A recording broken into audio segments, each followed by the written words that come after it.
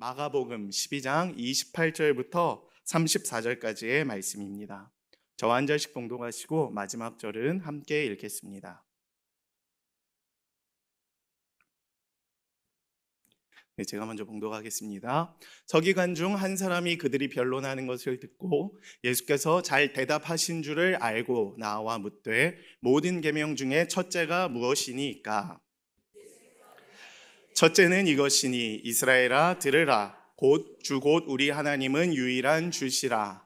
내 마음을 다하고 목숨을 다하고 뜻을 다하고 힘을 다하여 주 너의 하나님을 사랑하라 하신 것이요 내 이웃을 내 자신과 같이 사랑하라 하신 것이라. 이보다 더 큰 계명이 없느니라. 서기관에 이르되 선생님이여 올소이다. 하나님은 한 분이시요 그 외에 다른 이가 없다 하신 말씀이 참이니이다. 을 다하고 지혜를 다하고 힘을 다하여 하나님을 사랑하는 것과 또 이웃을 자기 자신과 같이 사랑하는 것이 전체로 드리는 모든 번제물과 기타 제물보다 나으니이다. 함께 읽겠습니다. 예수께서 그가 지혜 있게 대답함을 보시고 이르시되 내가 하나님의 나라에서 멀지 않도다 하시니 그 후에 감히 묻는 자가 없더라. 아멘. 네, 오늘 이 시간에는 내가 하나님 나라에서 멀지 않도다라는 제목으로 하나님 말씀 선포하고 그 은혜를 우리가 함께 나누고자 합니다. 날이 많이 무더워졌습니다. 이제 열대야 폭염이 시작됐는데 폭염 가운데에서도 또 교회 나와 예배하시는 모든 분들 사랑하고 축복합니다. 그 어느 곳보다 교회가 제일 시원합니다. 그래서 이 시원한 곳에서 마음껏 찬양하시고 또 예배하시고 주의 은혜를 누리는 밤 되기를 바랍니다. 오늘 캄보디아 팀이 어제 저녁에 출발하셔서 또 오늘 새벽에 도착하셨습니다. 그래서 안전하게 잘 도착하셔서 많이 이제 그 선교의 후유증 여러 가지 피로감이 있으실 텐데 또 잘 회복하시길 바라고, 밤샘 비행으로 이제 많이 힘드실 텐데 오늘 예배에도 굉장히 많이 나오셨습니다. 그래서 아무래도 제가 또 설교한다니까 이렇게 또 나오셔서 또 은혜 받으려고 이렇게 응원해 주시러 나온 것 같아서 감사하고, 또 많은 은혜 누리시고 또 그 피로가 풀리고 은혜가 더 누적되고 또 그 은혜를 이어가시고 흘려보내실 수 있는 선교팀 되기를 소망합니다. 오늘은 계속해서 우리가 마가복음 말씀을 우리가 보게 됩니다. 내가 하나님 나라에서 멀지 않도다라는 제목으로 은혜를 나누려고 할 때 또 은혜에 충만한 시간 되기를 소망합니다. 예수님께서 예루살렘 성에 입성하셨습니다. 이제 12장 중반부, 마가복음은 16장이 끝이어서 굉장히 이렇게 빠르게 진행이 되기 때문에 12장 정도 되면 이제 거의 끝에 이르렀다. 하이라이트가 이제 십자가 사건, 부활 사건이 이르렀다는 것을 우리는 알 수 있게 됩니다. 그래서 논쟁하는 모습을 보이게 되는데, 마가복음에서는 특별히 예수님을 향한 바리새인들과 사두개인들의 논쟁을 세 가지 정도로 보여주는데, 그 중에서 오늘은 세 번째 논쟁인 첫째 계명 논쟁을 우리가 볼 수 있게 됩니다. 그래서 이전에 납세 논쟁, 세금 논쟁, 이것을 누구에게 드립니까 했을 때 가이사의 것은 가이사에게, 하나님의 것은 하나님에게 드리라고 했던 예수님의 말씀이 있었고, 지난주에 이제 하나님은 산자의 하나님이시다라는 부활 논쟁을 종결시키시고, 그 이후에 계속되는 논쟁과 공격 속에서 또 예수님이 또 다른 첫째 계명에 대한 논쟁을 우리들에게 말씀해 주시는 것을 보게 됩니다. 그래서 이것을 통해 우리는 무엇을 알 수 있습니까? 첫째 계명은 무엇인가? 예수님은 우리에게 사랑을 말씀해 주시고, 사랑에 대한 율법의 참된 정심과 그 정심만 갖는 것이 중요한 게 아니라 머리로도 이해하고 마음으로도 품고 삶으로 행하라는 것을 우리들에게 가르쳐 주고 있는 것입니다. 그래서 이 말씀을 통해서 우리가 오늘 다짐하기를 원합니다. 사랑을 알고 사랑의 행함의 중요성을 알고 실천하며 살아가는 주님의 백성들 될 수 있게 되기를 바랍니다. 오늘 먼저 본문은 이렇게 이야기를 합니다. 28절에 이렇게 기록이 되어 있습니다. 서기관 중 한 사람이 그들이 변론하는 것을 듣고 예수께서 잘 대답하신 줄을 알고 나와 묻되 모든 계명 중에 첫째가 무엇이니까? 라고 질문을 합니다. 이 질문의 배경은 무엇이었을까요? 당시 유대인들에게 613개의 율법이 있었다라고 합니다. 600개 정도. 우리 10개 외우기도 쉽지 않은데 율법이 600개 정도가 있었다고 해요. 너무 많아서 이것을 일일이 다 지키기가 쉽지가 않아서 248개 정도는 좀 중요해서 무조건 해야 하는 것으로 좀 분류를 해놓고 365개 정도는 좀 덜 중요한 것으로서 이렇게 조금 못하더라도 이렇게 너무 자책하지 않도록 법률을 분류했다라고 합니다. 그런데 그 분류한 것도 정확하지는 않기에 늘 유대인들 사이에서는 논란이 있었다라고 합니다. 이게 왜 덜 중요하냐? 이건 왜 더 중요하냐? 왜 이것은 안 지키면서 이것을 지키려고 하느냐? 이러한 논란이 있었다는 겁니다. 그래서 이왕 예수님이 잘 대답하시는 것을 보고 율법학자였던 서기관이 예수님께 질문을 던졌던 것입니다. 그리고 질문에 또 다른 의도가 있었습니다. 오늘 공간 복음표를 제가 가지고 왔는데 잘 안 보이네요. 생각보다 이 마가복음과 마태복음과 누가복음의 이 본문이 다 등장을 합니다. 그래서 저기 왼쪽에 보면 마가복음 말씀은 서기관 중 한 사람이라고 기록이 되어 있고, 중간에 보면 마태복음에는 빨간 글씨로 그 중에 한 율법사라고 기록이 되어 있고, 맨 오른쪽에 보면 어떤 율법교사라고 기록이 되어 있습니다. 동일 인물인데 이것을 율법교사이기도 하고 서기관인 한 사람이 질문을 했던 것으로 우리는 이렇게 파악을 해볼 수 있습니다. 그리고 저 아래 이제 파란 글씨는 조금 그 다른 복음서와 달랐던 내용들, 그 다음에 녹색의 맨 아래 나와 있는 것들은 또 추가된 뭔가의 내용들을 제가 표시를 한 것입니다. 그래서 다른 공관복음서와 비교 대조하며 고려해 봤을 때 이 서기관은 서기관이자 율법학자였으며 요즘으로 치면 법관이자 구약에 관한 학자였을 것으로 추측을 해볼 수 있습니다. 그래서 바리새인들에게 보냄을 받았을 가능성이 크다라고 기록이 되어 있습니다. 그래서 그가 마가복음에서는 부정적인 이미지로 드러나지는 않지만 아까 우리가 옆에서 봤던 마태복음과 누가복음에서는 상당히 부정적으로 등장을 합니다. 그래서 그가 보통 종합해보면 율법적인 궁금증 정도는 가지고 있었던 것으로 우리가 볼 수 있지 않을까라고 생각을 해봅니다. 마냥 긍정적으로만 보기에는 마태복음과 누가복음에서는 조금 안 좋게 표현되어 있기 때문에 무리가 있을 수 있다는 것입니다. 그렇기 때문에 종합적으로 우리는 이렇게 해석을 할 수 있습니다. 그 서기관은 단순히 지식 추구만을 갈망하는 학자이기도 했지만 한편으로는 그의 질문과 태도 속에서 예수님을 향한 정치적이고 이기적이고 비즈니스적인 의도가 있었을 것이라고 우리는 추측해 볼 수 있다는 거예요. 그래서 우리는 이 서기관의 질문과 모습을 통해서 무엇을 발견해야 하는가? 우리의 모습을 발견해야 된다라는 것이에요. 우리의 신앙에도 율법적이고 지식 추구에만 집중하는 형식적인 껍데기적인 모습이 있지는 않은가 되돌아봐야 된다는 것입니다. 그래서 우리도 자꾸 율법, 머리로만 하는 것, 성경 말씀을 익히는 데만, 읽는 데만, 듣는 데만 익숙하고 그것을 삶으로 적용시키지 못하는 부족함이 우리 가운데 있지는 않은지 되돌아봐야 된다는 거예요. 서기관과 같이 궁금한 것을 해결하는 데는 몰두해요. 근데 정작 기도는 하지 않는 것.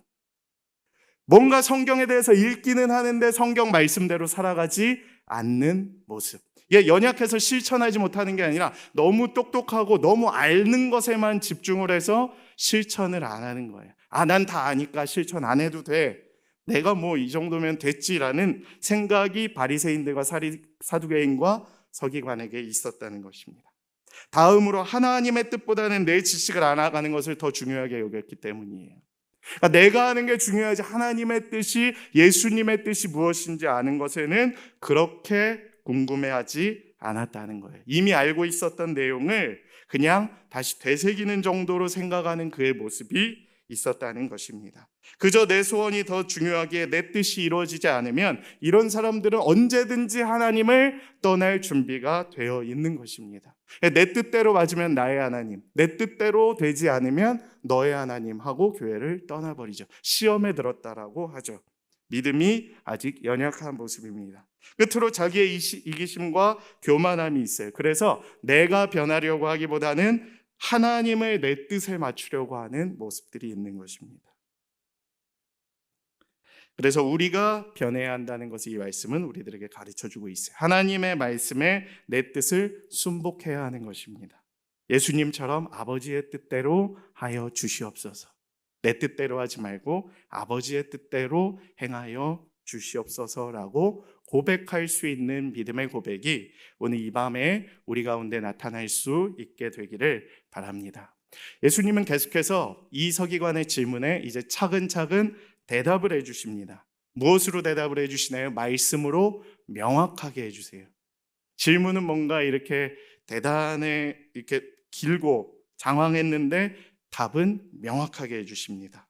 29절에 30절에 이렇게 기록되어 있습니다. 예수께서 대답하시되 첫째는 이것이다. 이스라엘아 들으라. 곧 우리 하나님은 유일한 주시라. 그리고 내 마음을 다하고 목숨을 다하고 뜻을 다하고 힘을 다하여 주 너의 하나님을 사랑하라 하신 것이요. 아멘. 이렇게 기록이 되어 있습니다. 신명기 6장 4절에서 5절에 이 말씀이 기록이 되어 있습니다. 쇠마라고 해서 들으라. 어려서부터 많은 유대인들이 이 말씀을 암송하면서 자라요. 그래서 누구든지 이 말씀이 중요한 것은 알고 있습니다. 결국 우리의 문제의 해답은 말씀에 있다는 것을 다시 한번 예수님께서 가르쳐 주시는 것입니다. 첫째 계명을 다시금 기억하라. 하나님을 전심으로 사랑하는 것에 우리의 모든 인생의 문제의 해답이 있다는 것을 예수님이 다시 가르쳐 주시는 것입니다. 오늘 여러분이 가지고 있는 인생의 문제들, 내가 가지고 있는 고민의 문제들, 내가 품고 있는 여러 가지 기도의 제목들이 하나님을 전심으로 사랑할 때에 풀릴 수 있게 되는 놀라운 은혜가 여러분의 삶 가운데 가득하게 되기를 축복합니다. 하나님을 전심으로 사랑하면 다 풀리게 될 것이에요. 하나님을 전심으로 사랑하면 그 모든 것들이 다 해결되고 말씀으로 충만하게 될 줄을 믿습니다. 그런데 이 대답은 명확한 진리예요. 누구든지 다 알고 있었어요. 그러나 질문을 한 자에게는 이 대답이 간단하고 심플했기 때문에 실망스러웠을지도 모릅니다. 그러니까 매우 특별하고 신비한 대답을 기대했을지도 몰라요. 예수님이라면 아까 잘 대답을 했으니까 첫째 계명이 무엇인가? 그러니까 613개 중에 뭔가 이걸 종합해서 굉장히 특별하게 만들어낼 줄 알았는데 이미 알고 있었던 것만 같은 그러한 말씀으로 대답을 해줬다는 것입니다. 이것을 통해 우리는 무엇을 알 수 있을까요? 예수님이 건성으로 대답했을까요? 아니면 예수님이 잘 몰랐을까요? 그것은 아니었을 것입니다. 왜냐하면 이 율법사 서기관도 그 말씀에 동의했기 때문에 그렇습니다. 이것은 그럼 무엇으로 해석을 할 수 있을까요? 가장 중요한 영적인 해답은 어찌 보면 나에게 가장 가까이에 있는, 내가 가장 잘 알고 있는, 이미 내가 알고 있는, 행하고 있는 것에서 있을지도 모른다는 사실입니다. 나에게 가장 가까이에 있는, 내가 가장 잘 아는 하나님의 말씀이 어찌 보면 지금 내 인생의 이 어두움과 내 기도 제목에 해결을 줄 수 있다라는 사실입니다. 가까이에 있는 하나님의 말씀으로부터 나의 중요한 영적인 해답이 나올 수 있음을 우리는 기억해야 된다는 것입니다. 이것을 어떤 분은 이렇게 표현을 했습니다. 마치 누군가 목사인 저에게 이제 이렇게 질문을 하는 거예요. 그동안은 신앙생활을 이제 건성건성하다가 목사님, 내가 이제 앞으로 신앙생활을 제대로 해보고 싶습니다. 잘 해보고 싶습니다. 진짜 예수님 제대로 믿고 인생 변화되고 싶고 교회에도 헌신하고 싶습니다. 그러니까 한 가지만 좀 가르쳐 주세요. 어떻게 신앙생활을 해야 됩니까? 방법 좀 알려주세요. 그래서 이런 거 많잖아요. 유튜브에 보면 신앙생활 가장 잘하는 법 한 가지를 알려드립니다. 뭐 이런 식으로 표현을 한 거죠. 그때 목사님이 이렇게 대답을 하는 것입니다. 딱 한 가지 알려드리겠습니다. 매주 주일 예배를 전심전력으로 드리십시오. 이거와 같은 거예요. 여러분 지금 느낌이 어떠십니까? 이미 알고 있는 건데, 이미 나 80년째 지금 예배드리고 있는데, 50년 넘게 예배드리고 있는데 무슨 그게 답이라고, 그게 답이 될 수 있겠습니까? 이런 얘기를 하는 거죠. 근데 오늘 예수님께서 하신 대답도 사실 서기관들에겐 동일한 느낌으로 받아들여졌을지도 모릅니다. 이미 알고 있는 것, 이미 행하고 있는 것인데 그게 어떻게 영적인 해답이 될 수 있겠는가라는 질문이 생겼을 수도 있습니다. 그런데 여러분 깊이 생각해 보십시오. 가볍게 생각하면 이것이 굉장히 쉽게 느껴질 수도 있지만 신앙에서도 결국 기본에 충실하는 게 제일 중요하면서도 제일 어려운 것입니다. 매주 드리는 예배가 굉장히 이렇게 무뎌질 수 있는 거예요. 제가 목사로서, 이 교역자로서, 설교자로서 어떤 설교가 제일 어려우냐? 절기 설교가 제일 어려워요. 많은 목사님들이 그렇게 얘기하십니다. 왜 그런지 아십니까? 다른 설교는 본문에 따라 상황에 따라 맞추면 됩니다. 근데 절기 설교는 매년 그 절기가 동일한 시기에 동일하게 반복되기 때문에 같은 설교를 동일하게 은혜로 전달하기가 매우 쉽지 않습니다. 그래서 여러분들도 사실 매일 드리는 주일 예배 전심전력으로 예배하기가 쉽지 않으실 수 있어요. 매주 오는 이 교회가 똑같게 느껴지실 수 있다는 것입니다. 오늘 예수님께서는 그것을 이야기하고 계시는 것입니다. 그렇기 때문에 전심전력으로 하나님을 사랑하라라고 이야기하시는 거예요. 쉽지만, 알고 있지만 굉장히 중요하면서도 어려운 것을 다시 깨우쳐 주시는 것입니다. 여러분, 이것을 깨달을 수 있게 되기를 소망합니다. 내가 정말 오늘 하나님 전심전력으로 사랑하고 있는가? 신명기에서 예수님이 말씀하신 거랑 이 본문이 딱 하나 다른 구절이 있어요. 신명기에는 없는 마가복음 오늘 본문에 등장하는 말씀, 글귀가 있습니다. 뭐냐면 목숨을 다하고. 그러니까 신명기에는 없었는데 예수님이 말할 땐 이걸 추가하셨어요. 그러니까 목숨 다해 사랑하라는 것입니다. 그러니까 여태까지 사랑했지 지금부터는 죽기까지 사랑하라고 이야기를 하고 계시는 것입니다. 그러니까 목숨 걸고 사랑하는 것이 우리의 사명이다라는 거예요. 그러면 우리는 하나님을 전심으로 사랑하는 것을 어떻게 행해야 될까요? 전심으로 사랑하는 것은 무엇일까요? 우리는 계속해서 말씀을 통해 세 명의 사람을 통해서 하나님을 전심으로 사랑했던 자들의 이야기를 볼 수 있게 됩니다. 마가복음 12장 41절에서 44절에 한 여인이 등장을 합니다. 제가 봉독하겠습니다. 예수께서 헌금함을 대하여 앉으사 우리가 어떻게 헌금함에 돈 넣는가를 보실세 여러 부자는 많이 넣는데 한 가난한 과부는 와서 2렙돈 곧 한 고드란트를 넣는지라. 예수께서 제자들을 불러다가 이르시되 내가 진실로 너희에게 이르노니 이 가난한 과부는 헌금함에 넣는 모든 사람보다 많이 넣었도다. 아멘. 가난한 과부의 헌금입니다.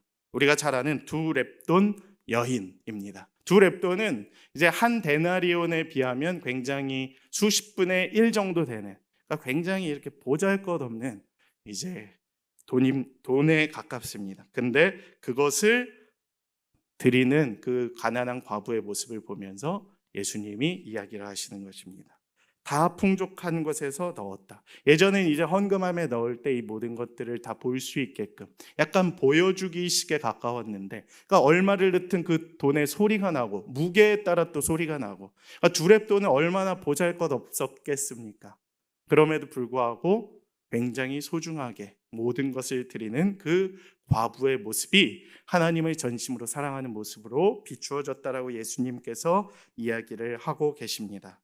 이 과부는 그 가난한 중에서 자기의 모든 소유 곧 생활비 전부를 넣었다라고 기록이 되어 있습니다. 생활비 전부를 드릴 만큼 하나님을 넘치게 사랑하고 가장 좋은 것으로 하나님께 드렸다라는 말씀이 기록되어 있는 것입니다. 두 번째 사람은 누구일까요? 마가복음 14장에 이렇게 기록이 되어 있습니다. 마가복음 14장, 예수께서 식사하실 때에 한 여자가 등장을 합니다. 매우 값진 향유 곧 순전한 나드 한 옥합을 가지고 와서 그 옥합을 깨트려 어디로 보내냐 하면 예수의 머리에 부었다라고 기록이 되어 있습니다. 4절은 이렇게 기록이 되어 있습니다. 어떤 사람은 이에 대해 화를 내고 허비하냐고 이야기를 하고, 5절에는 이 향유를 300데나리온 이상에 팔아 가난한 자들에게 줄 수 있었겠도다 하며 그 여자를 책망하는지라. 6절에 이렇게 기록되어 있죠. 예수께서 이르시되 가만두라. 너희가 어찌하여 그를 괴롭게 하느냐? 그가 내게 좋은 일을 하였느니라. 7절에 이렇게 기록되어 있습니다. 가난한 자들은 항상 너희와 함께 있으니 아무 때라도 원하는 대로 도울 수 있거니와 나는 너희와 항상 함께 있지 아니하리라. 그는 힘을 다하여 내 몸에 향유를 부어 무엇을 준비하였습니까? 내 장례를 미리 준비하였느니라. 내가 진실로 너희에게 이르노니 온 천하에 어디에서든지 복음이 전파되는 곳에는 이 여자가 행한 일도 말하여 그를 기억하리라 하시니라. 약속대로 말씀이 이루어졌습니다. 약간 같은 상황의 여인이었지만 한 여자는 굉장히 가난한 중에서 있는 전부를 드렸고, 한 여인은 그래도 어느 정도, 이 여인을 이제 조금 어려운 상황 가운데서 약간 창녀로 보시는 분도 있습니다. 굉장히 어려운 가운데에서 돈을 벌었을 거 아니에요. 근데 300데나리온, 그러니까 노동자의 이제 하루 품삯입니다. 그리고 요즘으로 치면 약간 2,500만 원에서 4천만 원 정도를 한 방에 깨트려서 예수님 머리에 부었다는 것입니다. 여러분, 자동차를 지금 팔아서 목양교회 바치십시오라고 하는 것과 거의 동일합니다. 그런데 그것을 이제 뭐라 하는 사람도 있었고, 그 모습을 보면서 예수님께서는 무엇이냐 하면, 나는 이제 항상 잊지 못하니까 내 장례를 준비한 이 여인의 모습이 굉장히 은혜가 된다라고 이야기를 하십니다. 그리고 그 행위를 기록하신다고 말씀하셨죠. 이것이 하나님을 전심으로 사랑하는 자의 두 번째 모습인 것입니다. 세 번째 모습은 무엇입니까? 바로 예수님입니다. 예수님은 그 이후에 어떻게 하십니까? 죽음의 순간에도 죽기까지 하나님께 순복하는 모습을 보이시면서 하나님의 말씀을 따르고 하나님을 사랑하십니다. 하나님을 사랑하지 아니하셨다면 그 말씀대로 행하실 수 없었을 것입니다. 말씀이 삶을 관통한 흔적을 통해서 선포하시기에 예수님의 말씀에 능력이 있었던 것입니다. 여러분, 목숨을 다하여 사랑하는 것은 무엇입니까?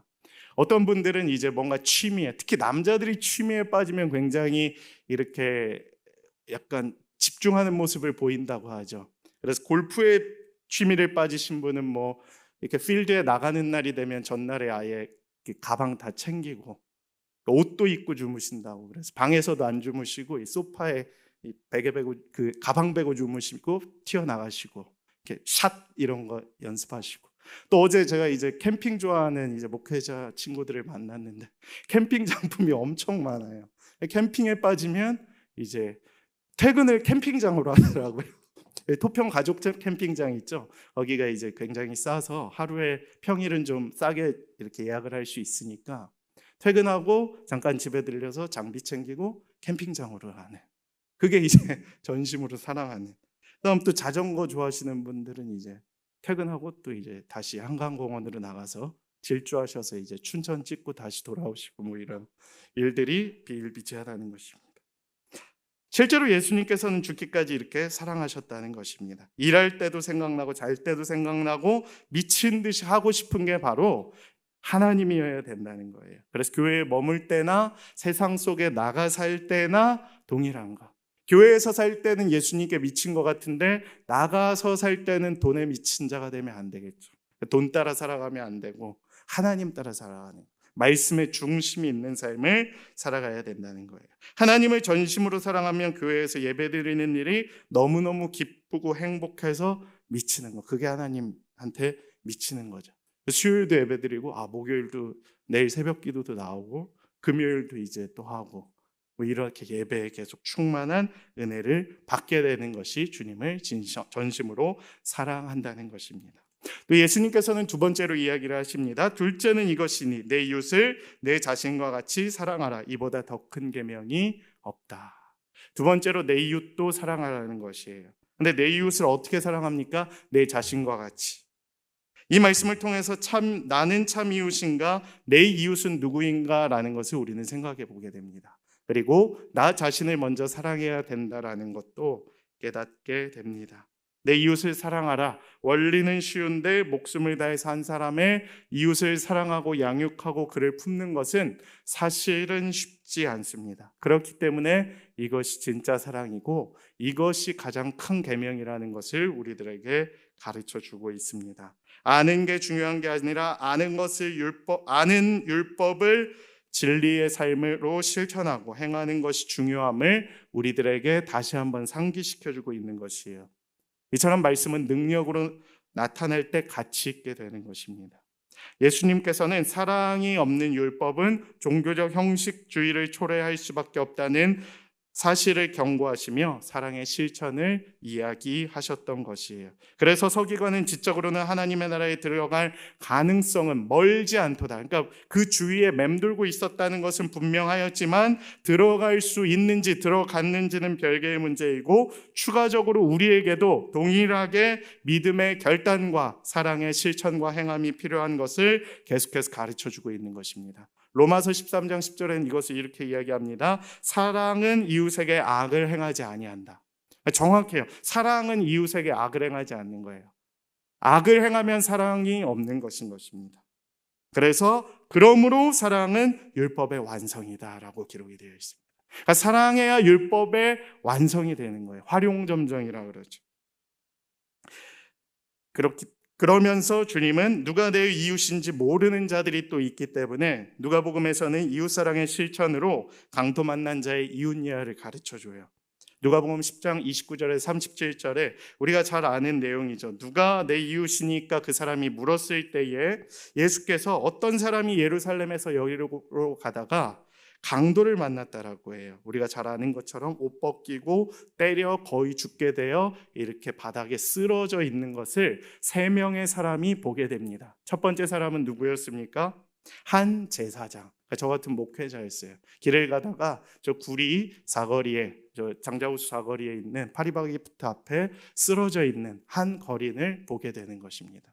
저 같은 목사가 딱 보고 엮이지 말아야지 하고 도망가는 겁니다. 그런 생각할 수 있잖아요. 지금 바쁜데 지금 저거 돌볼 새가 어디 있어? 도망가야지. 저쪽 횡단보도로 건너서 가야지. 어떻게 기록이 되어 있습니까? 그 길로 내려가다가 그를 보고 피하여 지나갔다. 그러니까 봤는데 피하여 지나갔다는 거예요. 두 번째 누구였습니까? 레위인이었습니다. 레위인은 어떻게 이야기를 합니까? 또 그를 보고 피하여 지나갔다라고 기록이 되어 있습니다. 먼저 믿은 사람이었지만 선택된 믿음의 종족이었지만 겉으로는 굉장히 화려한 종교인 신앙인이고 교회 다니는 것처럼 보이고 직분자이지만 타이틀은 그러해 보이지만 안 나가는 사람만 못한다는 것이에요. 신앙생활을 하는 것 같지만 머릿속으로만 이해되고 머리에만 머무는 믿음을 가지고 있는 자들의 모습입니다. 이기적이고 몸살이고 정작 현실에서 사랑을 베풀어야 하는 현실 속에서는 다른 모습을 보이고 내 유익을 챙기고 본색이 드러나죠. 제가 밖에 나가면 누가 될지 어떻게 합니까? 차 속에 숨어서 클락션 빵빵 울리면서 폭주하는 그러한 사람이 될지 누가 알겠습니까? 그러한 모습이 우리에게도 있다는 것입니다. 그러나 사마리아 사람은 달랐어요. 겉으로 볼 땐 이방인이잖아요. 안 믿는 이방인데 근데 어떻게 보면 그 전혀 의외의 사람이 사랑을 베풀어 주는 모습을 보여주고 있습니다. 그는 그를 보고 불쌍한 마음이 들어 자기 짐승에 태워 주막에 데려가 보살펴주고 이 데나리온이면 요즘으로 치면 한 30만 원을 꺼내서 주고 모자름 더 준다라고 하고 보여주고 있습니다. 이 이야기는 무엇을 보여줍니까? 우리가 누구의 이웃인지를 가르쳐주고 어떻게 행해야 되는지를 예수님께서 구체적으로 보여주고 있습니다. 그래서 우리는 이대로 실천을 하는 자가 되어야 합니다. 나를 보고 또 너무 세상적인 시선에 두려워하는 것이 아니라 정말 예수님의 말씀처럼 우리가 실천하며 살아가고 있는지 우리의 삶을 되돌아봐야 합니다. 이것이 진짜 이웃을 사랑하는 것이고 우리가 계명을 지키는 우리의 모습이 될 줄로 믿습니다. 예수님의 말씀이 왜 설득력이 있고 강력하고 권세와 능력이 있습니까? 예수님은 말씀하신 대로 사셨고 그 말씀대로 지키고 그 하나님의 약속의 말씀을 이루셨기 때문에 그렇습니다. 보좌에서 내려와 십자가로에 달려 죽으셨습니다. 이 세상은 감동 주는 말은 많은데 뭔가 이렇게 실천은 없죠. 그러니까 말한 대로 행동하는 사람이 너무 적습니다. 그러나 누가복음 말씀에 이렇게 마무리를 합니다. 가서 너도 이와 같이 하라. 그러니까 내가 하나님 나라에서 멀지 않는 건 맞는데 이제 그 이성, 지금까지 살아왔던 것 이상으로 이와 같이 행하는 삶을 살아갈 때에 내가 하나님 나라에 들어갈 수 있다고 예수님은 말씀을 마무리하고 계십니다. 오늘 우리의 삶이 그와 같을 수 있게 되기를 원합니다. 이와 같이 가서 행동하고 사랑의 지경을 넓히고 실천하는 함으로 말미암아 우리의 믿음의 완성을 이루고 하나님 나라에 들어가실 수 있는 주님의 자녀들 되시기를 간절히 소망합니다. 이 시간 우리 말씀을 기억하며 함께 찬양하겠습니다.